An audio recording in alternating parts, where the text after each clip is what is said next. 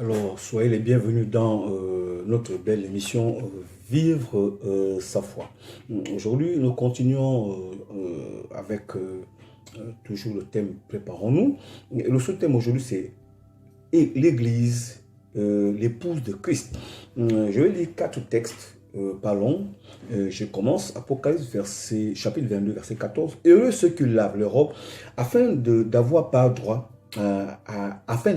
excusez-moi, à l'arbre de vie et d'entrer par les portes de la ville. Deuxième texte, Tite chapitre 2, verset 14. Il s'est donné lui-même pour nous, et afin de nous racheter de toute iniquité et de se faire un peuple qui lui appartienne, purifié par lui et zélé pour de bonnes œuvres. Alors, troisième texte, c'est Éphésiens chapitre 5, verset 27, afin de faire paraître devant lui cette église glorieuse, sans tache, ni ride, ni rien de semblable, mais sainte et irrépréhensible. Alors, le dernier texte, c'est Apocalypse 22, verset 17. Et l'église, et l'esprit, et l'épouse disent viens. Et que celui qui entend dise viens. Et que celui qui a soif vienne. Que celui qui veut prenne de l'eau de la vie gratuitement. Voici comment le Saint-Esprit parle et communique ce matin en nous présentant ce que Dieu veut et quel est le modèle, quel est le genre, quel est le modèle de peuple que Dieu a besoin. Vous savez, Pierre, je crois 1 Pierre chapitre 2, verset 9 dit ceci. Vous, au contraire, vous êtes une race élue, un sacerdoce royal, 2, une nation sainte, 3, un peuple acquis afin que vous annonciez les vertus de celui qui vous a appelé des ténèbres à son admirable lumière.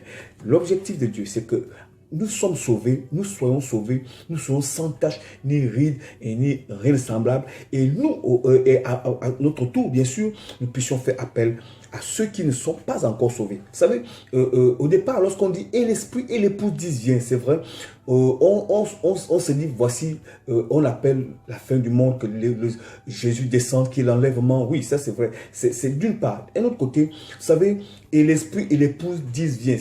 C'est prophétique, c'est que le Saint-Esprit parle au travers de l'Église, c'est que toutes les communautés, l'Église sur la terre, et en interpellant ceux qui ne sont pas encore sauvés, que venez, et il est temps que vous veniez participer. Et celui qui entend, c'est-à-dire, vous voyez, ça commence par la dimension communautaire.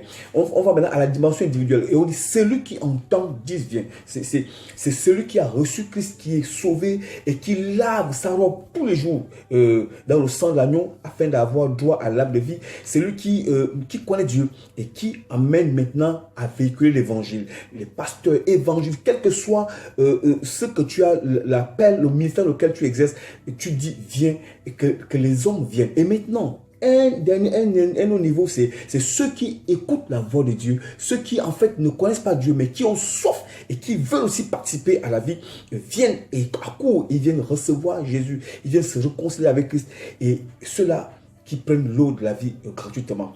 Alors, il est temps aujourd'hui encore de pouvoir se réconcilier avec Dieu. Il n'y a pas encore eu l'enlèvement. Nous sommes en train de vivre les temps de la fin, et Christ n'est pas encore de retour. Maintenant, vous qui me suivez, toi qui me suis, tu as droit et tu as vraiment raison de venir à Christ et de te réconcilier avec lui. Vous savez, j'avais lu un texte, je crois, 1 Timothée chapitre 2, verset 3, qui dit, cela est bon et agréable devant Dieu notre Sauveur, qui veut que tous les hommes soient sauvés et parviennent à la connaissance de la vérité. Tu n'as pas encore connu Christ, viens. Ou encore, tu es comment on dit ça, tu es clopin, viens. Le Seigneur t'attend. Sois béni au nom de Jésus. Amen.